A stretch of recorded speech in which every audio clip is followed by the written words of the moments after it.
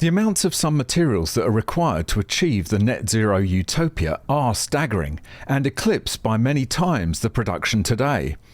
Copper is one of the bottlenecks in the road to electrification, simply because batteries and wind turbines use such vast quantities of the raw material. None of this seems to bother the net zero zealots, who seem to believe that these additional supplies of copper and other metals will just magically appear out of thin air. But mining geologists are well aware of the problem, it's just that nobody is listening. As we will see in this video, in some cases you need thousands of years worth of production at today's rates in order to produce just one generation of the technology required to do without fossil fuels. Yes, that's thousands of years, and in some cases tens of thousands of years. Occasionally, rarely, these inconvenient truths make it into the mainstream media, but most of the time they're just swept under the carpet. Anybody who still believes that net zero is genuinely possible by 2050 either has their head in the clouds or, alternatively, somewhere much darker, their own backside. Welcome back to MGUY, British engineer and lawyer, now Sydney-based YouTuber. Please make sure you've clicked that subscribe button down below and enabled all notifications so you don't miss out on any future videos. And if you'd like to support this channel, why not buy me a coffee? Click the link in the description or scan the QR code on screen. Have a look at this table from a presentation by Simon Michaud, an Associate Professor of Mineral Processing and Geometallurgy. I mean, what the hell would he know? Which shows just how much of these metals we'd require to produce just one single generation of the technology required to phase out fossil fuels and provide a 28-day buffer of storage. Copper would require over 250 years of production at 2019 rates. Nickel would require over 500 years. But this is where things get really crazy. Lithium would require 13,000 years of production at 2019 rates, and germanium nearly 30,000 years of production. These are just stupid numbers, and this is just for one generation of the technology required. After 20 years, it would all be worn out and you'd have to do the same again. And this article, linked in the description, makes it clear just how far behind the ideology of net zero and electrification the availability of copper really is. Geologists doubt Earth has the amount of copper needed to develop the entire world. Every buzzing phone call, every late-night lamp glow, every mile an electric car glides down the highway has one thing in common. They're all powered by copper. The rosy metal hides in cables, motors, chargers, even inside the walls that keep the lights on. As more people are born and more households plug in, electricity use ratchets upward and copper demand climbs right alongside it. That rising appetite poses a dilemma. Global supplies can cover roughly a quarter century of today's needs, yet digging ore out of the ground, refining it and moving it to market is anything but swift.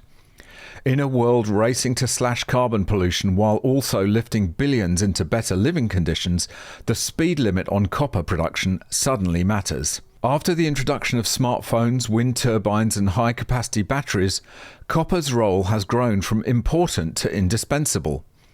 A recent study led by University of Michigan earth and environmental scientist Adam Simon, together with colleagues at Cornell University and the University of Queensland, takes a hard look at how much of the metal will be required over the next generation. Their modelling shows that simply continuing business as usual population growth and rising standards of living would consume about 1,100 million metric tonnes of copper by 2050. For context, global mines turned out roughly 23 million metric tonnes in 2024, barely 2% of what the world will burn through over the next 25 years. The number climbs higher when the researchers layer green energy targets on top of everyday growth.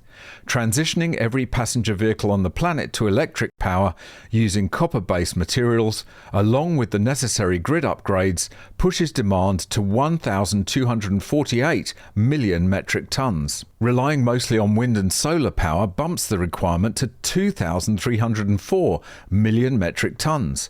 Building a grid that stores energy in large-scale battery packs sends the tally soaring to 3 billion metric tonnes. And we're getting up to the same ridiculous quantities that we saw earlier.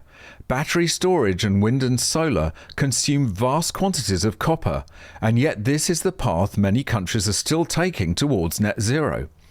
And the author risks being burned at the stake for bravely hinting at some obvious solutions which are heretical to the religion. Meeting even baseline demand will not be easy.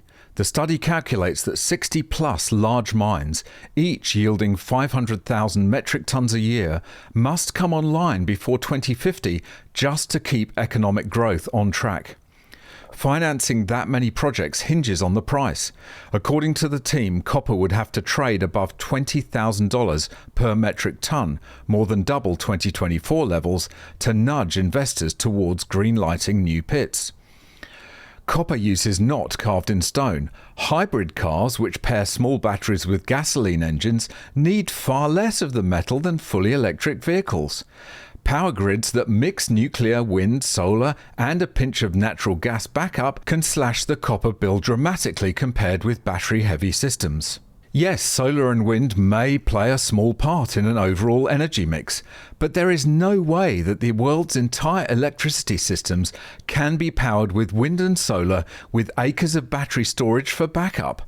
Like most things where net zero is concerned, this is pure fantasy. And the conclusion to the article, whether you agree with the need to tackle climate change or not, should be required reading. The numbers paint a clear picture.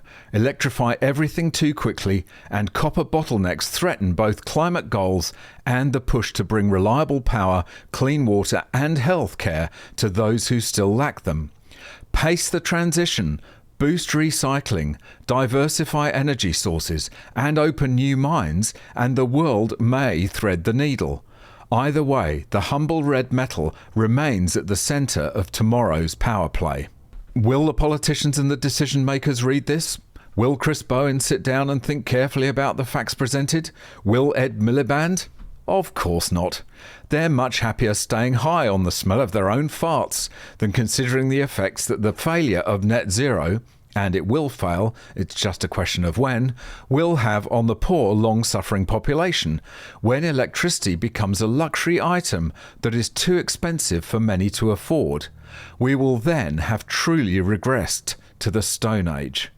Thanks very much for watching. Really hope you enjoyed it. If you've got any tips or stories, go there. If you'd like to watch another video, go there. If you'd like to buy me a coffee, go there. And please subscribe to the channel.